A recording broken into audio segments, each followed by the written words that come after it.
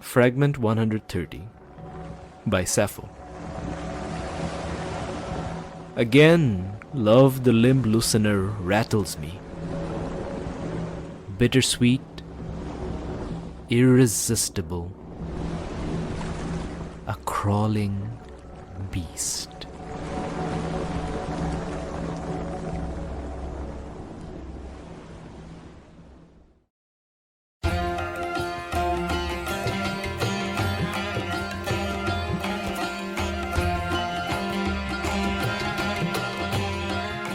Uduasha City, where the sun is a mirror and the moon a shadow, where dancers cavort in forbidden operas, making love to forgetting and flame, where the wealthy play at war with silver swords and silken sashes, where the people mine the dead heart of a burning star for cannonballs and pipework, and where 1,000 secrets hide in a forest of paper and ink. Here, the 5 keybearers reside, the 5 who know the secrets of the broken gates of death. 5. 5 only. There is no 6th spire, forlorn and forgotten in the desert. There is no one who looks to the displaced, the poor and destitute and landless, whose ancestry has been stripped from them by foreign looms and foreign sparkcraft, and no one has ever heard of the House of Ending. But this is their story. Their roots pulled up and burned, they stand in filth up to their necks. And that is precisely why they must keep their heads ever high. Welcome to Uduasha, immigrant. May it fear the name of the house you will build. Welcome to Desperate Attune, an actual play podcast about characters with their identities in peril, played by an international cast devoted to fiction-first gaming, collaborative world-building, and complex character drama.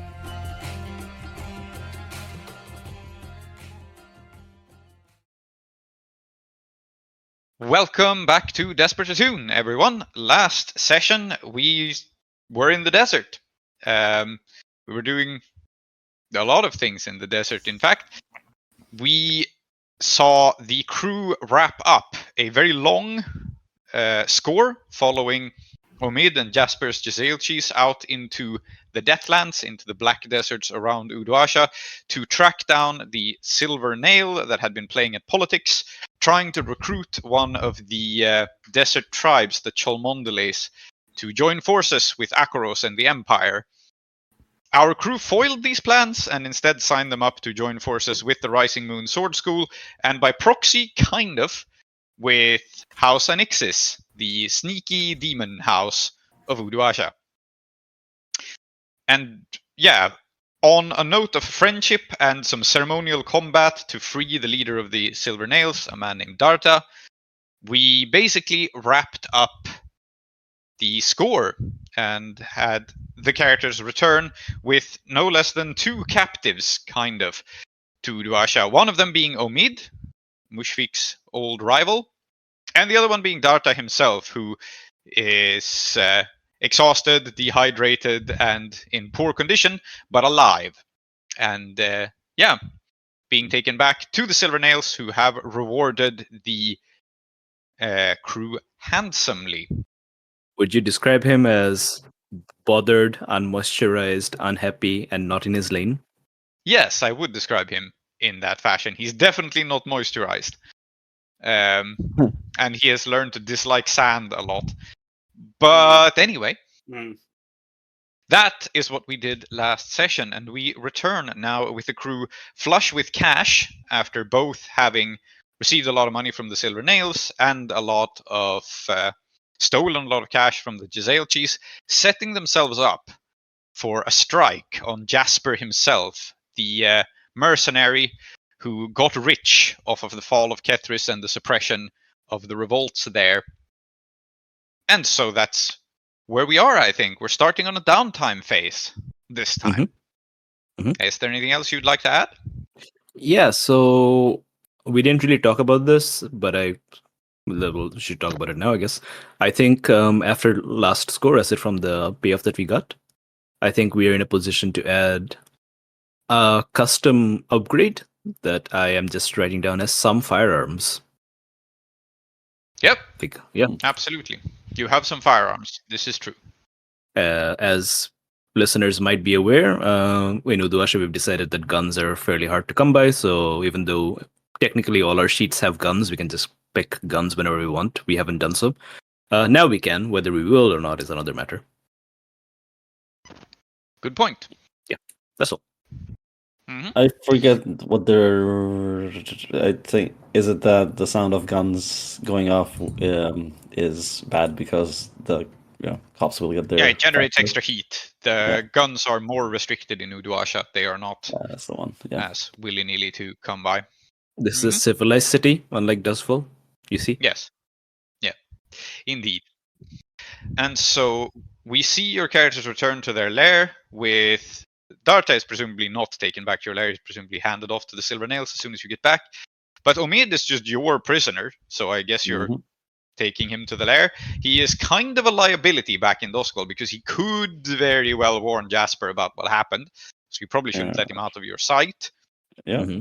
We should have a chat with him. We should convert him to our cause. We haven't done that. We should have a chat with him. I was wondering if it makes sense to do that in downtime because I think when we were gathering info for Score, I mean, he's all the info we need. The most sense to talk to him. Yeah. I agree. I think it makes sense to do downtime first. You've also spoken some with Omid already, and he is also will need some health care and food and water to get back into shape. So, where are we keeping him in the meantime? Because we don't have a holding cell. We do have a vault. Yeah, but it's vault level 1, so it's not a holding cell. I think it's fine to lock him in the vault. Yeah, we could, well, for sure. I don't want to take him up. Let's tie him up to something. To a post. Yeah, let's invest in. We have a clock to make our lair secure. Let's just do that as well. Yep, makes sense.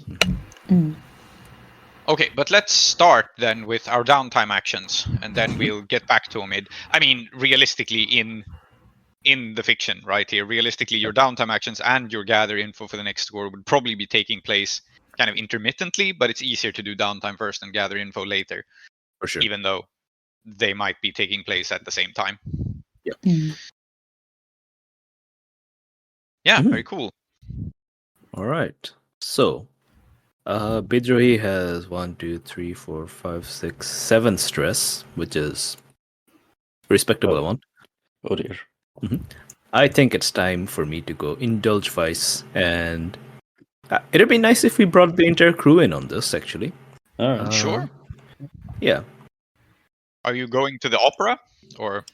You know what? We have just had, even though time is of the essence, we need to gear up for our next strike. We just had a big score. The gang that Omid led out, Jasper isn't expecting them back already. I assume we have asked the Silver Nails to keep it a little bit on the download that Darta's back. Whether they'll oblige us on that is another matter. That makes sense. I think they have a reason to do that also because they don't want to make a big show of look, our leader's really fucked up. So they will probably want him to heal up before he's seen in public again. Yeah. Also, they failed. Right, they failed to do what they were supposed to do. So yeah, exactly. Yeah. The Silver Nails failed and their leader almost died over it, and they're not going to talk very much about what happened until they have nursed him back to health, at the very least. Darta's not coming out until he's fully moisturized. Exactly, yeah. Yeah. So while that's happening, we have an opportunity. We have a little bit of leeway during which we can frame our downtime. And everyone just had really fucked up traumatic experiences, so Bidrohi suggests a night out on town for basically the entire gang. Except Pilot, because Pilot doesn't want to go, and Pilot will stay at home keeping guard on Omid. Yeah, absolutely. So the whole gang is hitting the town in Ashcloister, I presume? That's usually where you party, or are you taking it somewhere else this time? Yeah, let's go to the Chipped Cup. The Flatbread Uncles don't own the Chipped Cup, as far as we're aware. Nope, they don't. Yeah. The Chipped Cup is in kind of the interesting position that, officially it serves tea. That's, officially what the institution is, but no one goes there for the tea. It's mediocre. They go there for the entertainment, which is, I think, precisely why the Flatbread Uncles don't control it, right? Because on paper it's a restaurant, but everyone knows this is a fiction. Yeah. It's also, from what I remember, where all the spies hang out. Yeah. Yeah. That may not be the Flatbread Uncles scene as such. Yeah. Nope. Let's see. I mean, this is our night out. I think Bidri suggests we go to the opera and then we head back to the Chipped Cup with the Blue Smoke Troop and just chill out. I don't know if anyone wants to add anything to the night out. I think I would like everyone to add a bit to the night out. I also think it's very funny that the Blue Smoke Troop are your allies, but also Cherubino is there. Yeah, I mean, They have there's- one member who you hate, and then everyone else you're cool with. Oh, there's always that one guy in the friend circle that no one actually likes. Yes. Very good. I don't know what you're talking about. Everybody in my friend circle is incredible, and Mhm. I don't think about whether that means I'm the one that nobody likes. Of course. Hmm. Of course. But I do yeah. actually have one thing that, and maybe this is my contribution to the night out, is that I am not getting wasted because I have arranged a meeting with the boss of the Blue Smoke Troop. Excellent. Okay. Interesting. So you will be meeting him somewhere behind the scenes. Yes. I was about to say, though, as we set this scene at the Chipped Cup, with all of you at least hanging out there, even if all of you are not partying, I'll read what we have established about it. So officially, it is a place you go to drink tea, but you do, but it's not the reason you go there. In reality, however, it is kind of an entertainment value / brothel, where a lot of spies hang out there, and it's also a great place to just pay for people's attention and for various forms of entertainment, which means that it is kind of rowdy place, right? There's a lot going on. It's very loud. There's people playing instruments. There's other stuff going on in the back. And so I think it would be nice to just a little bit paint the scene at the Chipped Cup. And so we have established that the tea is mediocre. There are no refined tastes here. And the place doesn't really serve food, but presumably people bring it or people cater it in for big nights on town and whatever. So let's start with Mushfik as our resident expert on this. What's everybody eating? And how did it get here? While you were describing this, I just had this, the image that came to my mind was like those, what do you call them, in Japan, the host clubs, where it's the I guess the waiter or the staff who's doing all the ordering for you, and they're ordering all the because I assume the Blue Smoke Troop is since they're here, and being actors and thus completely untrustworthy, they're the ones who are like, oh, we should get this, and then get us to buy the So what is everyone eating? I think, this place, the tea is bad, but I assume they have very expensive alcohol. Yeah.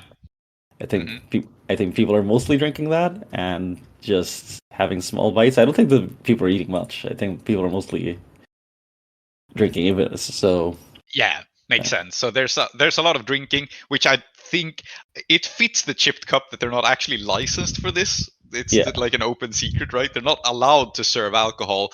And technically, this is just the waiters and the employees serving you from their own private stash, but it's basically a racket. It is, yeah. Yeah.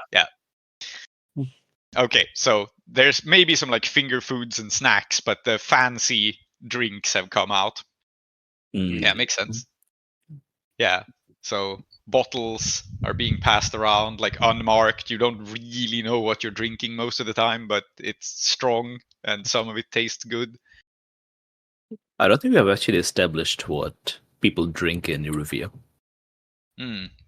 Arak. I think. Yeah, I was also thinking Arak. It's. I think Arak makes sense. There is also. And a bhang sort of thing. Mm-hmm. Yeah, in Goa they make a liquor out of cashew that I'm not a huge fan of, but many of the people I know are. And I wonder whether that's something that the fact is that people will try and ferment and then drink basically anything. Yes.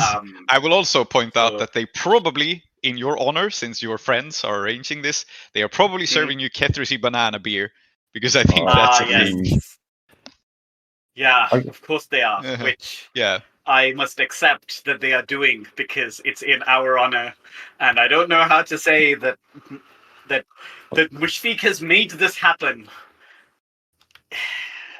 And I don't know how much banana beer we actually drank back home.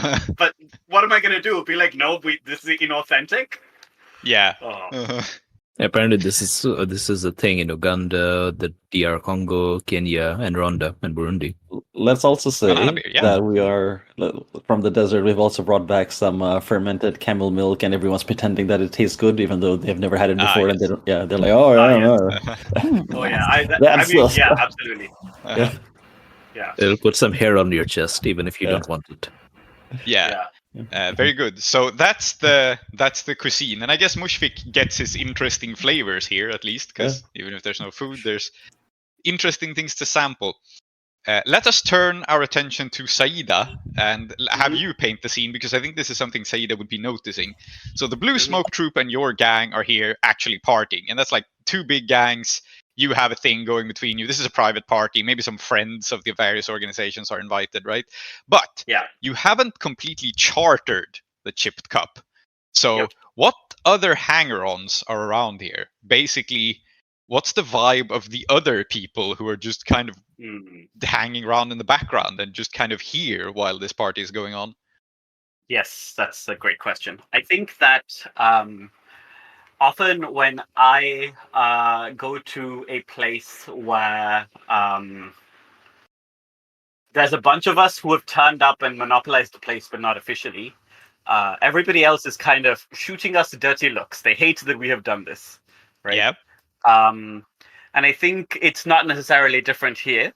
Probably, like we're loud and we're having a great time, and the people who are here, like, because the Chip Cup is also a place for some people to do tradecraft and do business, and we are definitely getting in the way of that. Though maybe we're also a great cover. I don't know.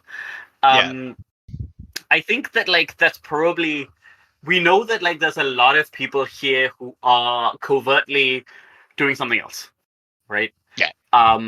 So there's definitely, as Saeeda's looking around, they can see a lot of very professional liars pretending that they're also having a great time at this party and that's all that they're here for and they're going to get wasted, when in reality they are conducting, maybe some of them know that this is happening and then are conducting clandestine meetings using us as cover. Right. So there are people just taking advantage of this to hand over mysterious briefcases in the back and so exactly. I mean, it's like someone's being brought here, and then we're passing around glasses or whatever. And I think we are all very careful, actually. We all know that there's some non-zero chance that we're going to be poisoned by an enemy, right?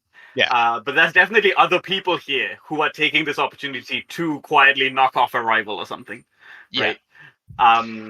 Excellent. So there's both deals and maybe at least one covert assassination. In Dhaka, you have to be worried about this because they call it the Oggun Party, which kind of means the unconsciousness party, which is basically what they're trying to imply is that there's an organized group of people out there who want to slip you drinks and turn you unconscious so they can rob you or something. And I find this incredibly funny that they use the word party for this as though it's a political party. Yes. Oh no. Anyway, so this is the Oggun Party or something. I don't know. Sure. Yes. Pretty typical of Bengali humor, though, to call it that. Yeah. Indeed. So that's what I think is happening. Yes. I am going to turn the attention now to Clem here with a question that I was going to ask Bidrohi, but I think it's more interesting to ask it of Clem, actually, which is, so the troop themselves, the Blue Smoke troop, they are celebrities. They're very fancily dressed. They are very seductively dressed. They look good, and they are celebrities, but they're also kind of untrustworthy people, right? So they dress garishly. Is the thing. And I want to ask you here, what is your gang wearing to match them? What's your fineries? And in what way does Clem look slightly different from the others? What are the party outfits of the crew?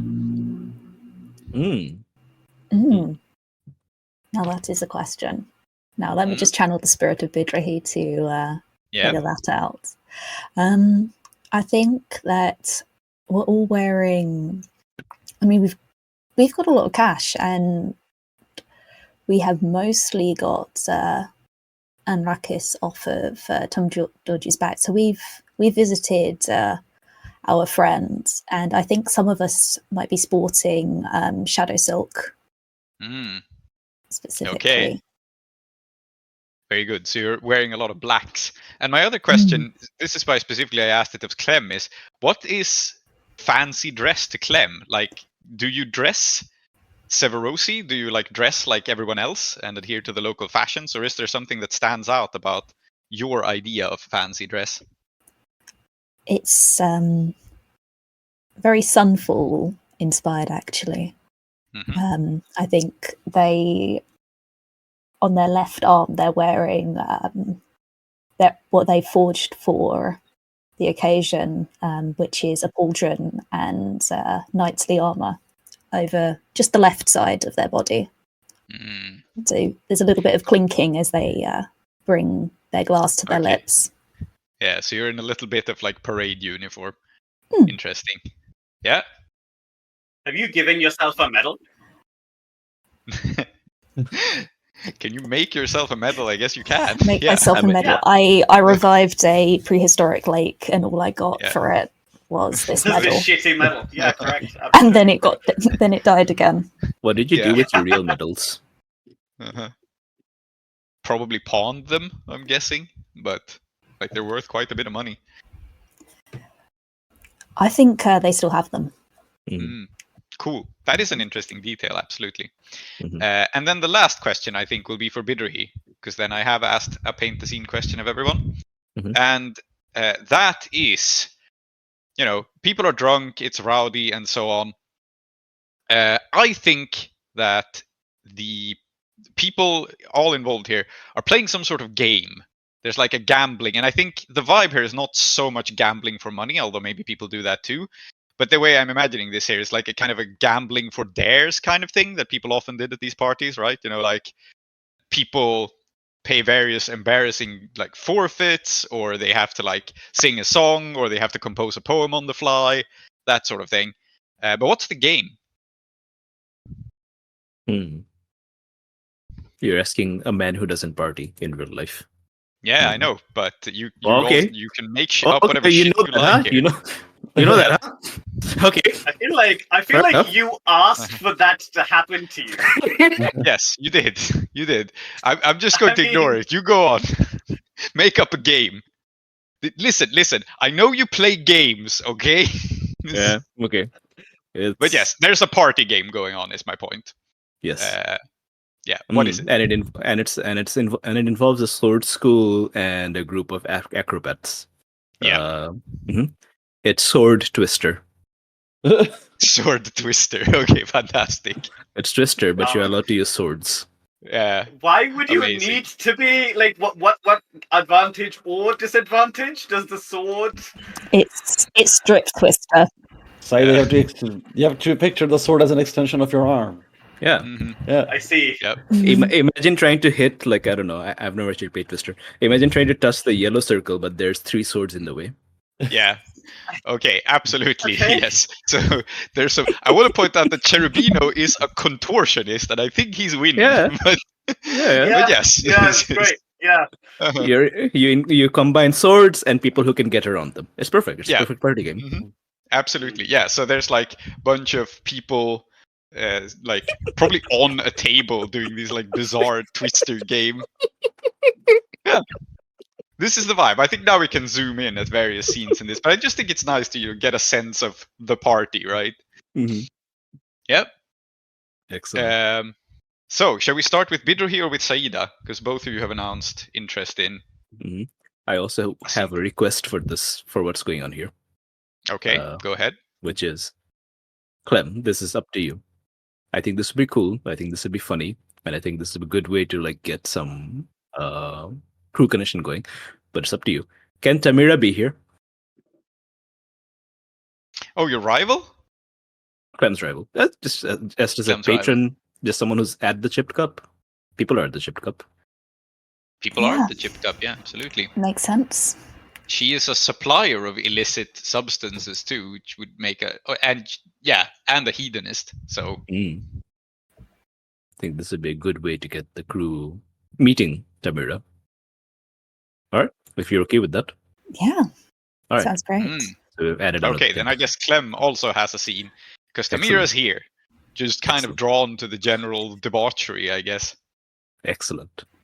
Beautiful. And I think it might make sense to start with Saeeda in like a back room talking to the boss, though. Yeah. I'll just indulge my voice. Like, I'll just have the dice roll in the background, and then I'll inform what happens in my scene.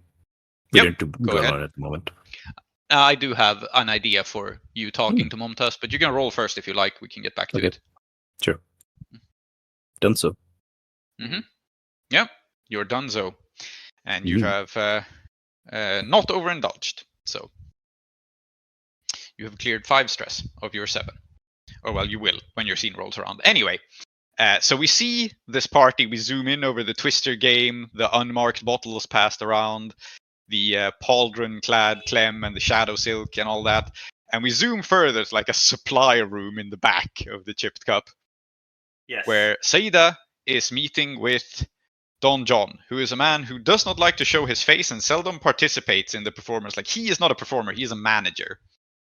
And I think he trusts you well enough. You've been allied long enough that he doesn't bother with like the bullshit of talking to you necessarily from like behind a silk screen and this. Yeah, because, and well, this that's what whole he did setup. the last time. Yeah. Yeah. But he trusts you a little more now. So now I think he's simply going to be masked. Like, he trusts you enough to see that he has a physical body. Yeah.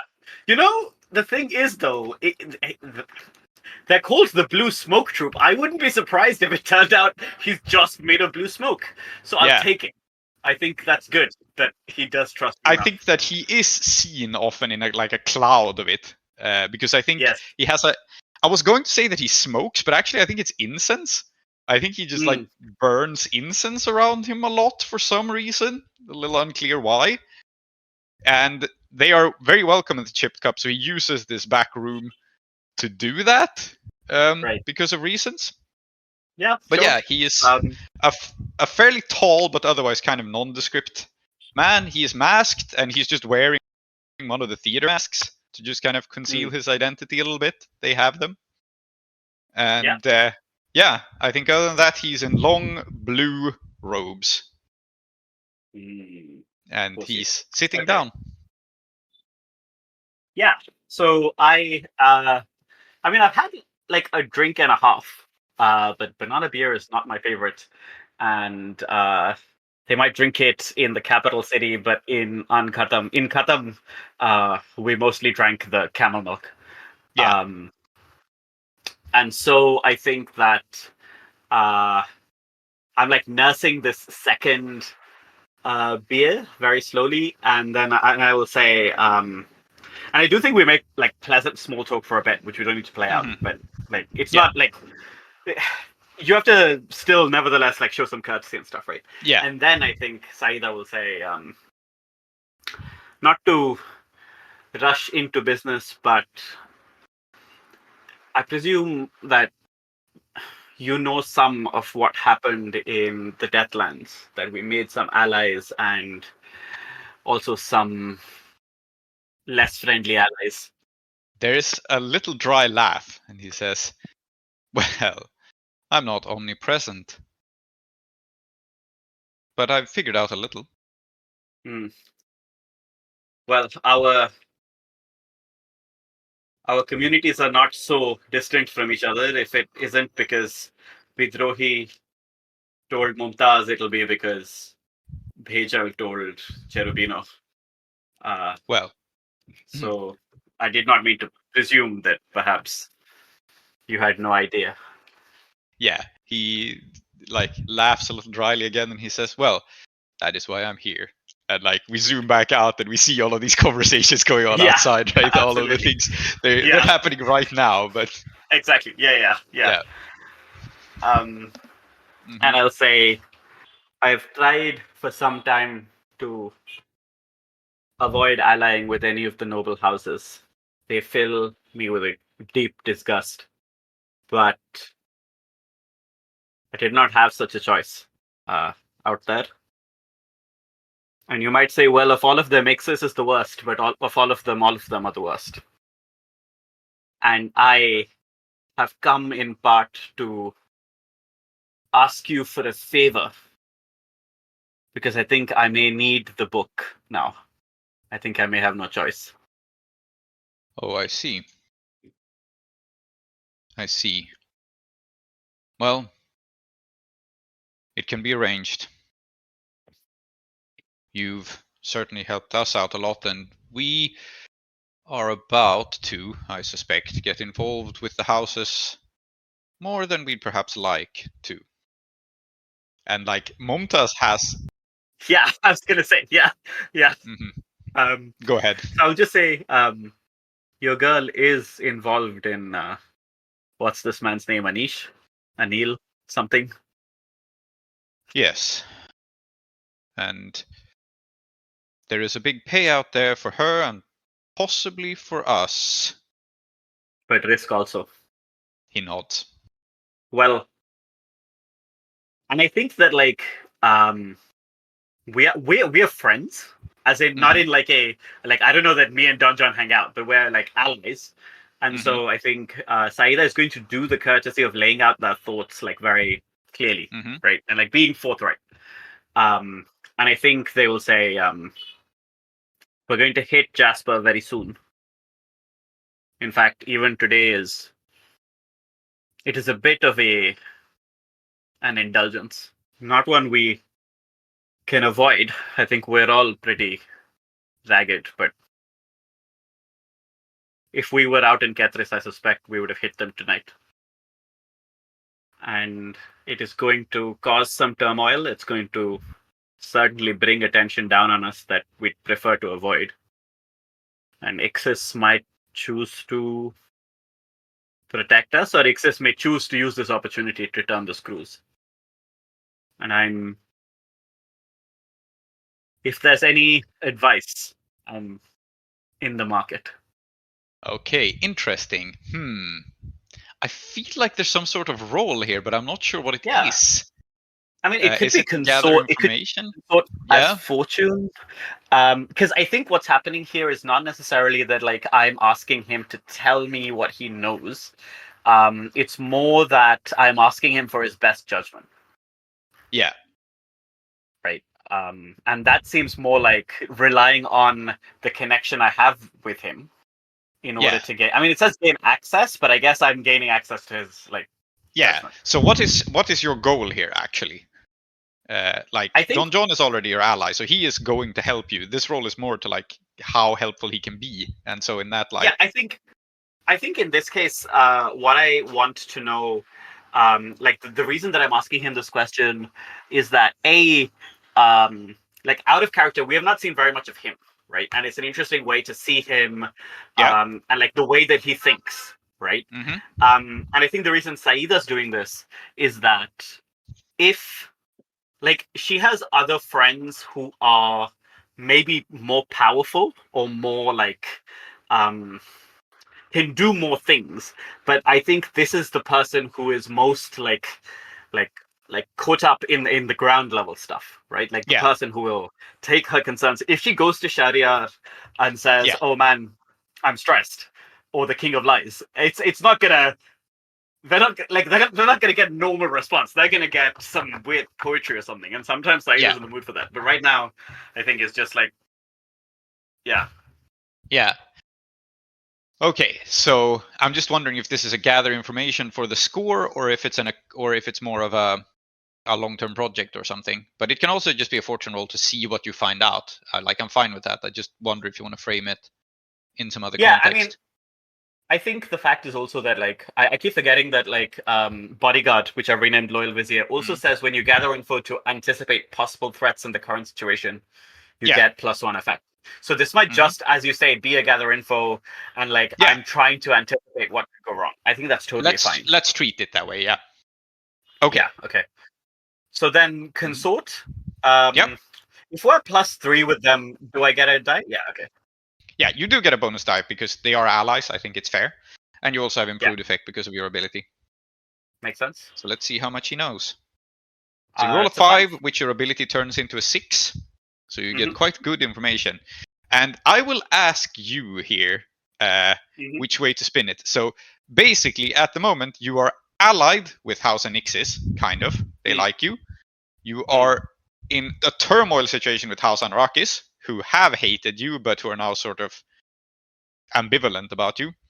And House Ankayat still hates you. You get good information on one of these houses, very good information on one of them, which he happens to know. And I'll let you pick whether you want your allies, the people you're embroiled with, or your enemies. Man, I think that Saeeda's instinct is to ask about an Ixis because it's what affects them most personally.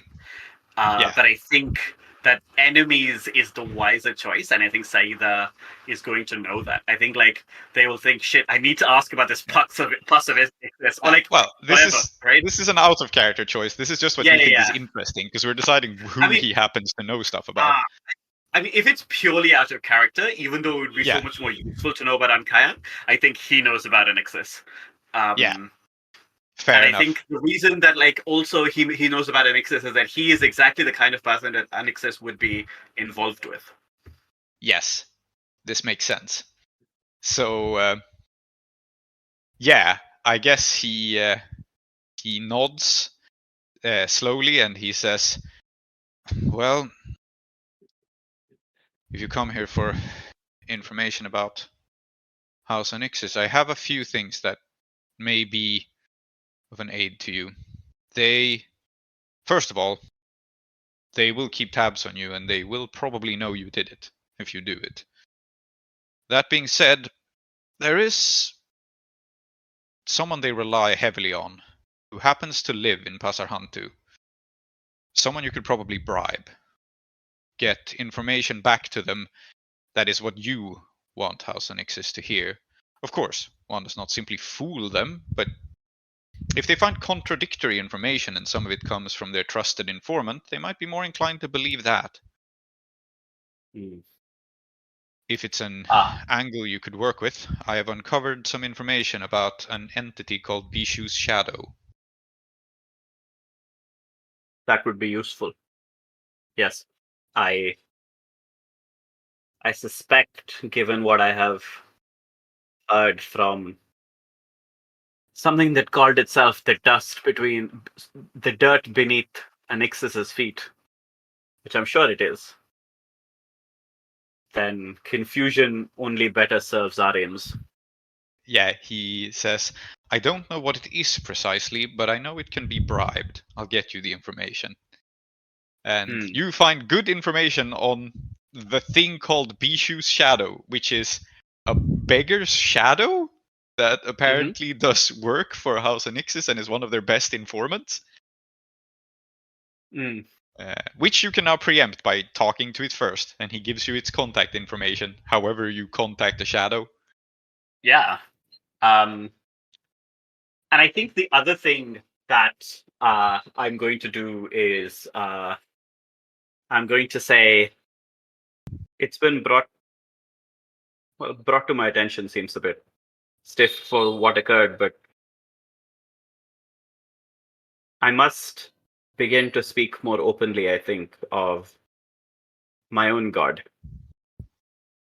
And the King of Beginnings is a being both of great power and great mystery. I do not ask you to become religious or to believe in him, but I tell you this because it would be better to hear from me that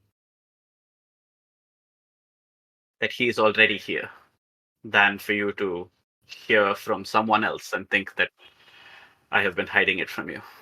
I see. Out of all the demon princes, I suspect Ixis is the only one to know.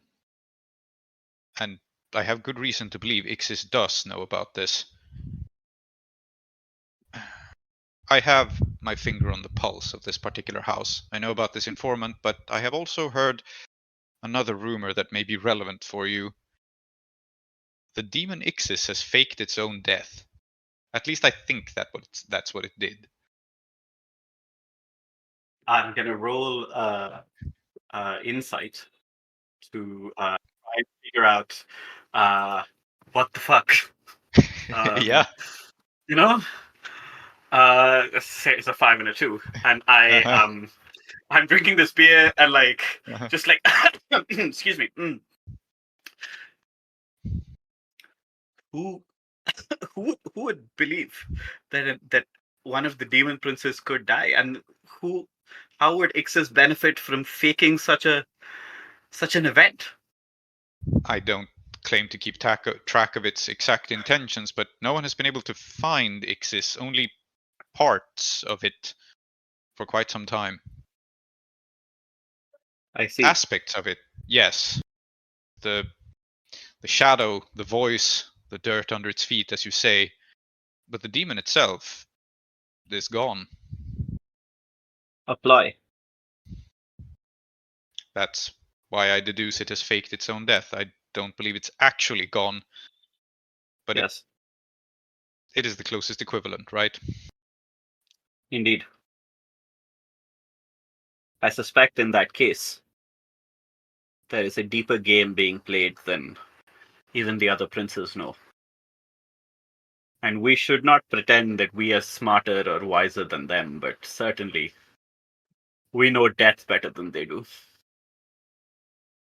If Ixis thinks there is any chance that a Prince of Endings is real, what better way to preempt it than to end prematurely?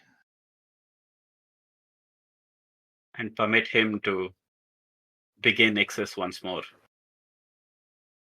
Yeah, he inhales the blue smoke, and for a moment there is something kind of wild-eyed in his eyes. And maybe this is not just incense, maybe there is something in there, but he seems to agree with you for a long moment and think that this makes sense. And I think what I'm going to do is I will sit with him like in silence, and I will also indulge my vice, which is of course that I have brought him a mango, and we will share this mango. I think again, you like share a mango in this smoky room. Yep. Yeah. And it tastes of regret and new beginnings. Indeed. Whatever that means. Lovely. I also think that you may gain access to this book now, if you wish. Yeah. Like, okay. He wouldn't have it with him in this scene, but no, sure. He would let you read it. Yeah. Yeah, I think like that's something I want to do, but we can do that after I think the party. I will just roll my indulge vice. That's my my first downtime action is that. I rolled a 4. I think that's great. I'm on 1 stress. Very good. So, meanwhile, out at the actual party, where people are not having clandestine conversations in smoky rooms, shall we turn our attention to Bidrahi? Before we do that, I think the episode should be called Ixis is spending a year dead for tax reasons. Yes. Yeah, this is pretty much what's going on. So I want you to know that there is for some reason, a real estate company in London called Hot Black Desiato Real Estate. And it is wild to me that somebody decided that that's what they would call their company. So do with that information what you will. Anyway, that's a bit of a wham revelation about House Ixis. I said you would get good information.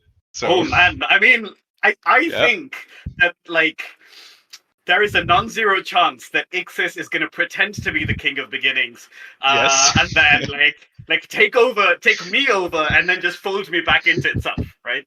I mean, totally, you have allied yourself with the sneakiest motherfucker of a Machiavellian demon prince, so correct. If it was Anzenic, I would just be punched to death. One of its aspects is now intellectual property theft. Yes. Yeah, indeed. Very good. You know, just like how the Prince of Endings was always there, even though he wasn't there. Yeah. I have always been the Prince of Beginnings. From the beginning. Oh. Anyway, yep. Yes. Yes, you play a dangerous game, Saeeda. I always have. Yes. Meanwhile, Yes. making out. Yeah, absolutely. Have you snuck away to like do this in private, or are you just kind of in a sofa somewhere with people like partying around you? Yeah, we're just hanging out. I don't think Yeah. we've gotten to the point where we need to go away in private. Yeah, you don't need to find a room. Yeah, Not yet. so she, you rolled well on Indulge Vice. There's not an overindulgence, so you're having a good time. And I think same thing. Like you're making out, there is some small talk, you're catching up. She is probably asking you a lot about your adventure in the desert. Yeah. Right? Because it's exciting and interesting, and it's one of those she has been talking about you for like 90% of the time because you've been doing this. And so but have then, I, unfortunately. I can't deny it. Yes, indeed. But enough about me. What do you think of me? But anyway.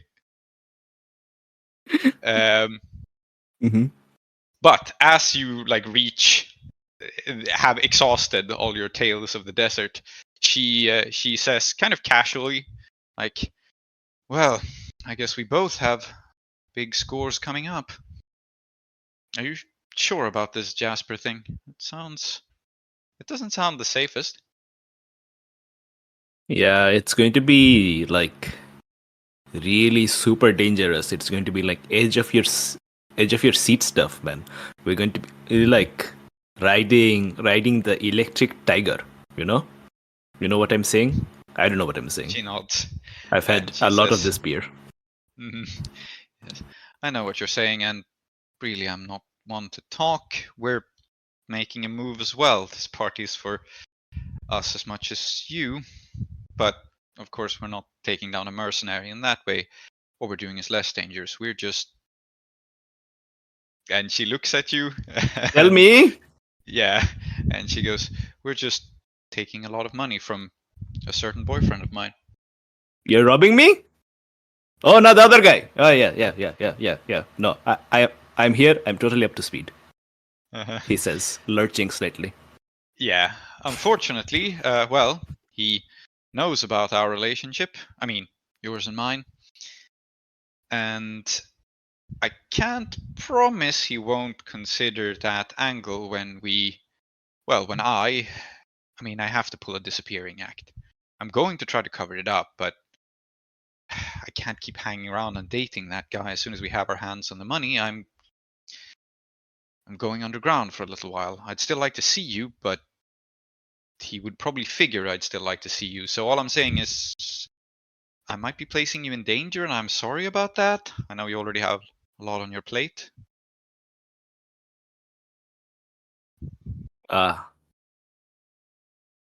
Okay.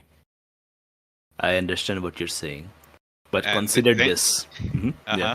I'm going to interrupt her. I'm going to hold her hands and say, there's a man named Aaron who has a house underneath the pipes. Okay? We go there. It's very super underground.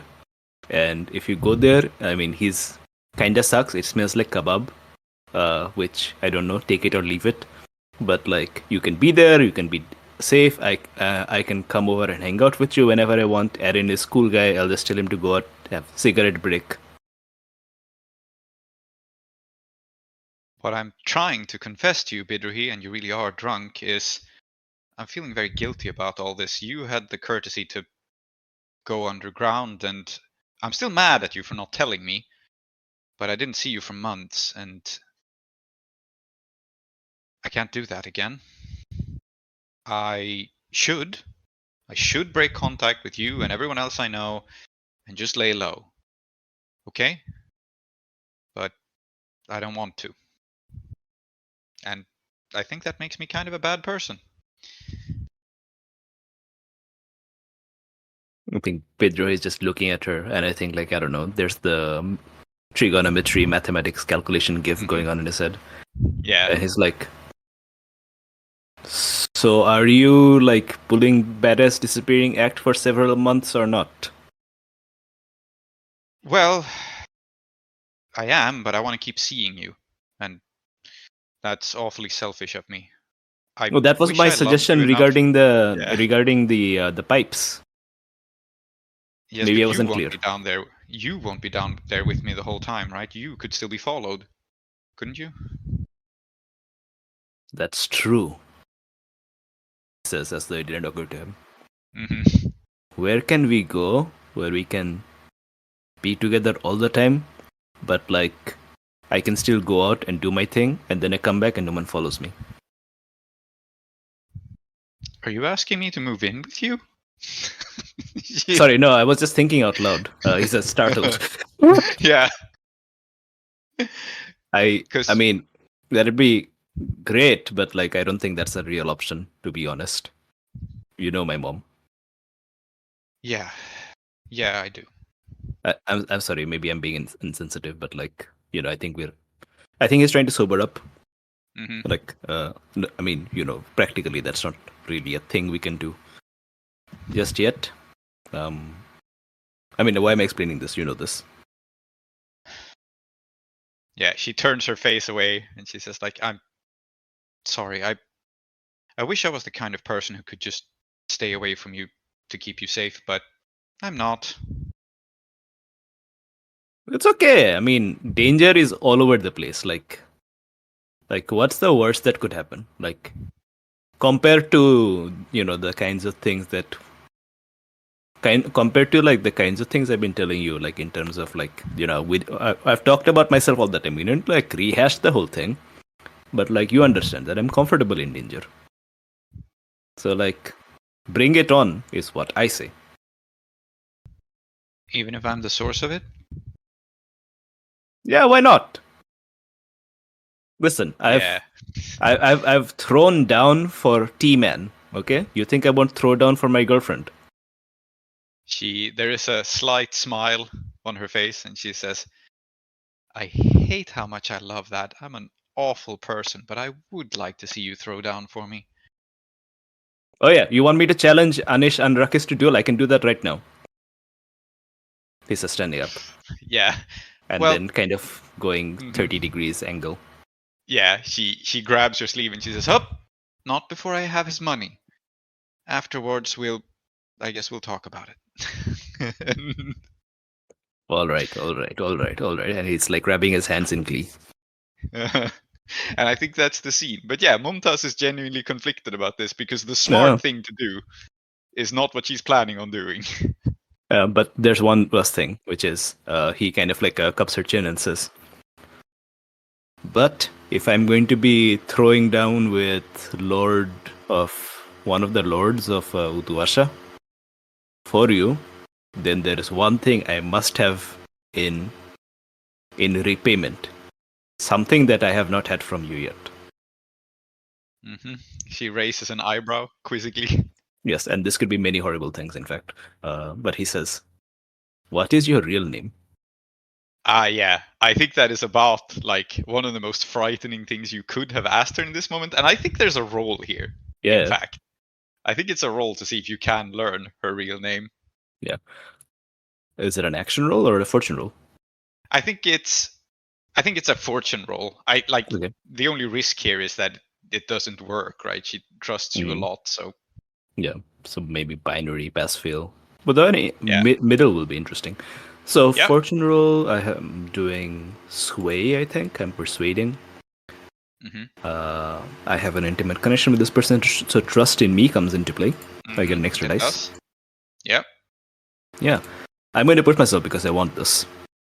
Mm-hmm. Which means I might indulge 5 seconds later. We'll see. Yeah, we'll see. It's interesting that you're pushing yourself again. 1122. Okay. So I think the logical thing is she smiles and she says, well, you will have it after you save me from Anish. And she just kind of teases and kisses you. And that's the thing. That's your reward. Mm-hmm. Well, the thought of danger only excites me further, so I'm going to indulge twice, and we will not talk about what that involves. Unless it involves an overindulgence, in which case we have to sort of talk about it. Uh-huh. Yeah, it's an overindulgence, so I guess we have to sort of talk about it. It is an overindulgence. Okay. You are once more in the chipped cup, so the crew can lose rep from people talking about you, which would actually be very bad because you're working on tearing up. Otherwise, the options are Heat, Lost in Vice, and the second entanglement. I think the second entanglement is very logical here, but I do believe it's your choice. I like second entanglement. Let's see what happens. What did we get last time? Again? Sorry? I said, is it Cherubino messing with you again? Well, our cohort is also drinking here, so it could also be gang trouble. Yeah. I mean, like, you were going to roll, but nevertheless. Yeah. What was the one last time? I don't remember, by the way. It was reprisals. No, a neutral faction throws their weight around. The Silver Nails started to dislike you. Okay, sure. We didn't really do anything else with it. The Silver Nails were just kind of upset with you for making them look bad. Okay. So I did, in fact, roll the lowest possible result. I rolled a 3 and a 3. So it's gang trouble or the usual suspects. So it's either your cohort causing trouble or one of your friends or vice purveyors gets investigated about you. I think logically that's Mumtaz. I think what happens here is that it doesn't happen here in this scene, but you guys have like a passionate makeout session on the sofa, which it becomes obvious to all the spies around. It's like previously it was just, some random people are making out on a sofa. And then one of the spies goes like, no, these people have a torrid secret love affair. I guess I'd better investigate this. That's Bidrahi. That ass is famous. Yes. So, Mumtaz, this actually creates quite a big wrinkle in both of your plans. She's going to be questioned about the authorities, about you. Because you have 2 wanted levels. Yeah, it's okay. It's okay. I have a plan for that. But we shall come back to that. We shall come back to it. Yeah, normally this is just a quick roll, but since it is your girlfriend, I think Bidrahi would not just be cool with her being interrogated. So we'll see if you have a chance at stopping that. Yeah, let's see. I have an idea for that. Yeah. But for now, let us cut to Clem. Yeah, actually, would it be? I think it'd be interesting if like someone from the crew was also watching this or whatever's about to happen. Yeah. Clem and Mushfik are probably involved with Tamira, and I was about to say, I think Tamira is a very logical person to suddenly be interested in Mumtaz, actually. No. Maybe she's the person who wants to question her about what the crew is up to. I mean, there's nothing that says it has to be the cops. Okay, fair enough. Yeah. Clem. So, we'll see. But Tamira is here. She has most of her employees from what we've seen are like drug addicts. Like she hooks people on her product and then pays them in product. This is how she rolls. But I think attending it here, she seems to have a small clique of like mercenaries and spies around her. And I think it's one of those situations that it's pretty late into the party before you actually spot her, Clem. So Tamira is sitting back. She's wearing a gorgeous black dress that's very, very long enough that she could trip on it. So she has a devoted servant to just hold up the train like a wedding dress. And she's mostly lounging. And I think the thing that makes her stand out is she's actually drinking the tea, which no one else is. Normally she's a hedonist, right? But I think it's clear that she's here working and not for pleasure by the fact that she's actually drinking the tea. Of course. And you have no idea if she has seen you, or rather, the thing is, she has pretty definitely seen you because you are not subtle, but she has made no move towards you or acknowledged you in any way. She's just kind of hanging out at the back. Cool. And I think Clem is hanging out with Mushfik because this isn't their scene. They're the person who's been invited by one person, and they keep hanging around that one person at the party. Yes. Yeah. Please introduce me. Watching to the people. Twister game.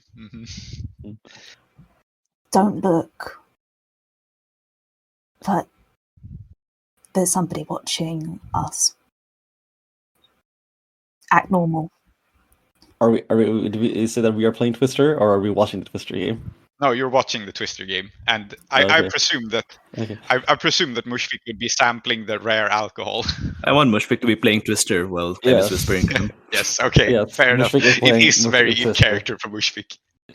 So Mushfik turns to like I think he's sort of upside down, right? And he's turning his head, kind of trying to peer through the body. He's like, "Sorry, who's looking at us?" Good. That's good. That's good. That's exactly what I wanted you to say. It doesn't matter. I think Clem squats down to Mushfik's level and goes, "Have you seen what Bidri and Mumtaz are up to? They're drawing everybody's eye." I mean, I've been trying not to see it, but how can you avoid it? Yeah, that's what I'm worried about. It's a favour that I don't want to ask you, but I suppose I'll have to. Do you mind coming over with me and talking to the person who is most definitely watching us talk right now, and that I don't want you to look at? Okay, I don't actually know what the rules of Twister are. How do you win? I think it's a last man standing kind of game. So like whoever falls down is out. Just punch Cherubino. Can I sabotage it so Cherubino loses? Yes. Yes, Because of course it's Mushfik versus Cherubino at this point. Clem takes over the little dial Okay. to sabotage it. Okay, well, this is an action roll, and it's a risky standard. And it's risky because Tamira is watching you, and Cherubino is very good at what he does, but it's also standard because, like, you're cheating at Twister. I don't want to make that limited, that's dumb. So... Should I assist?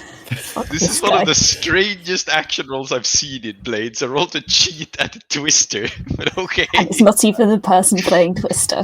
No. Yeah. And it's not just Twister, it's Sword Twister. Yes. Yeah. Okay, so your goal is to finesse it so that he has to make an impossible move, and that will make him lose. Got it? Yeah. Mm-hmm. He either has to make the impossible. Well, either he has to stab himself to do it, or he has to lose. Or Yep. No, the only option is he has to either lose or kiss Shere Khatam. No. I veto this. Yes. Okay. Options: kiss Shere Khatam, stab himself, or lose. Well, I think what we should do is make a move that seems impossible for both of us to make, except Mushfik does have, like a mechanical arm. So yes. So you're assisting by using your mechanical arm. That's how you're Fantastic. framing. Yeah, finesse, risky standard. I'm Okay. going to. Sorry, I have a quick question, which is this a group action? No, Mushfik is assisting. Okay. Yeah. Okay. Risky standard Would finesse. Kaiser like to be involved? Saeeda gets in on Oh no, I was mostly asking because we have synchronized. So if it's a group action, then it might be very funny for you to crit on this. That's literally the only reason I asked. Yeah. Let's see. But I don't think it makes sense because Mushfik can't. Okay. That's a 5, and that was the assist die. Yeah. So Mushfik's mechanical arm saves the day, and I think Cherubino, like, he is pretty devoted, but he's also a coward. Like, he's not going to take physical injury, so he will roll away and lose. And I don't even think he cares that much, right? This is not like a game of great honor to him. It's just a party game, whatever. That's not the risk. The risk is Cherubino pulls like an acrobatic stunt, and he rolls away. And like, he loses the game, yes, but he does this amazing, graceful roll where you read your mind like why he's one of the great performances. And for a moment, he draws the attention of everyone in the room. And when you look back, Tamira's gone. Oh. I think we should resist that. Yeah, you can resist it, but Cherubino is so good at stealing the attention that he actually foils your plan, even by losing. You know what? I'm going to resist that. May I? Okay. Yeah. Yes. By doing even more. Yeah. Very good. I'm happy for Tamira to be somewhere. Be the Deus Ex Tamira. So do you want me to not resist it? Can you resist Cherubino looking good? Yeah, what I'm going to do is that I don't want him to look good doing this. It's like this. Cherubino looks good. That happens. He can have his moment, but like it won't matter. Because as Sherbino does that, at that moment, Bidrohi will, in the middle of, I don't know, I think like there's quite a lot of random noise happening from Bidrohi Mumtaz, and at one point you're like, Mumtaz, who is that really hot and sexy and dangerous looking woman looking at us? Yeah, to put attention back on her. Yeah, very well. Okay, you can resist it. I think it's insight here because it's paying attention to your surroundings. I think it's stretching it that Bidrohi would be paying this close attention to strangers. I'm paying attention to all the hot people all the time. Yes. I have hot dirt. Very good. Yes. He kisses with both eyes wide open. And you get all the stress back that you lost from your indulgence. That's all right. We can keep rolling. Keep rolling forward. Yes. Oh dear. We just make it. Well, fantastic. It would be a different scene for that. Yes. Okay, so you get 4 stress because you roll horribly. Interesting. But you do call attention to Tamira. So what's going to happen here is you don't resist Chervino looking good. He does. But you draw attention back to Tamira, who has gotten up. And I mean, Mumtaz has no idea who she is. So she just grabs your face, I think, and goes, "Don't you worry about that. You stay right here. I'm going to go freshen up and maybe get a change of clothes." And she is going to absolutely slip into something more comfortable and lure you away somewhere. At least that's her plan, Mumtaz is. And she's not luring you for any, trickery reasons. She just wants to get you alone now. Regrettably, this is exactly what Tamira was counting on, and she is going to follow her. No. Bidrohi is just going to sit there with 2 thumbs up for no reason. He's not pointing it at anyone in particular. It's just like how he's feeling right now. Yeah. I can picture this. Yes. So, the limited resist here is you don't resist Tamira being on the move, but at least you can pay attention to that she is. And, she's following reasonably discreetly. This is one of those both of them head for a bathroom at the same time kind of deal. But she is going to be able to corner Mumtaz a moment. Unless you do something about it. Can I corner Tamira and in the same? Yeah. Bathroom Do time. it. We're all going to the bathroom. Do it, corner Tamira. Do it. Yeah. Are you the devil on my shoulder or the angel on my shoulder? Yeah, corner Tamira, do it. Sounded vaguely like you wanted Clem to murder Tamira, but also vaguely like you wanted Clem to just embarrass Tamira quite a lot. Yeah. What you said. Bidrohi is both the devil and angel at the same time. He's the Dangel. He can be your devil or your angel. It's the guy straddling both shoulders with 2 thumbs up. Yes. Yes. Okay. Great. Very good. So, Clem, you can absolutely follow Tamira. I think let's frame this as an action roll then. And it's controlled. There's not much risk. But the reason it is an action roll is you could hypothetically just be too slow. Like you saw her across the room. And it's possible that she will have time to gain the upper hand on Mumtaz and you somehow. So that's what a failed roll will mean here. It's basically just worst position if it goes wrong. Fantastic. I suppose it's probably a prowl, isn't it, to follow her? Yeah. Seems reasonable. Sounds about right. However, I do have a gut wound. I think that probably comes into play here. So I'm rolling at 0. 0 dice, controlled standard. Very good. I can offer you a devil's bargain to get you back to 1, I think. And the question is have you met Mumtaz? You haven't, right? No, I don't think I have. No. I'm sure. No, you must have been. We were in a party together, so you were introduced during this stuff. Yeah, you have been introduced as a friend of Bidrohi and so on. Yeah. But I think Mumtaz is paranoid. Well, it's up to you, I guess, whether you take this devil's bargain or not. The devil's bargain I'm offering you is that Mumtaz thinks of you as a threat for whatever reason. You're a scary-looking person, and she doesn't know you all that well, and she has tangled with scary people before. So if you take the devil's bargain, you can be there, but she won't trust you at all. She will probably trust you less than Tamira, in fact. Oh yeah, why not? Why not? Yeah, I think that's interesting. Let's lean into that. Controlled standard? Yep. That is a 6. Very nice. So, Very nice. So they're heading in, like, again, they're making it look like they're heading for a bathroom or something, but Mumtaz absolutely isn't. She is genuinely getting a change of clothes. And so I think what's going to happen is, just because it's an interesting place to frame this, it's in one of the prop rooms, I think, with like costumes and stuff. And her plan was to put on like an even sexier dress from like a play or something. But instead what happened is that all three of you just kind of end up in the props room. I was going to ask whether it's a falling star swordswoman costume. Yeah, that would be a funny take on it. Yes, absolutely. But she doesn't have time to get changed. She is just in this like very dark room full of costumes and masks and stuff.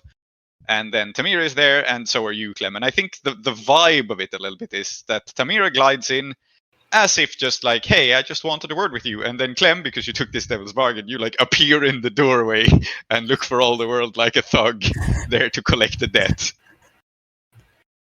Jesus Christ. Excuse me. And startle them both. The vibes are rancid. Yeah. So bad. And yeah, you have the initiative. Both of them are like startled by your appearance.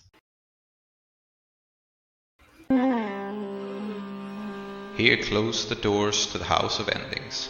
Those who dwell within are Zoheb, called Klow, Aadiyat, called Soap, Psalmistry, called Tree, and Salty. I have been Prince, your host. Our city of Uduasha is based on Blades in the Dark by John Harper and Evil Hat Productions, with special thanks to Johnstone Metzger. Follow us on Twitter or support us on kofi.com/desperateattune. If you want to engage further with us, we also have a Patreon at patreon.com/desperateattune, where you will get our newsletter, extra content, and updates from Uduasha.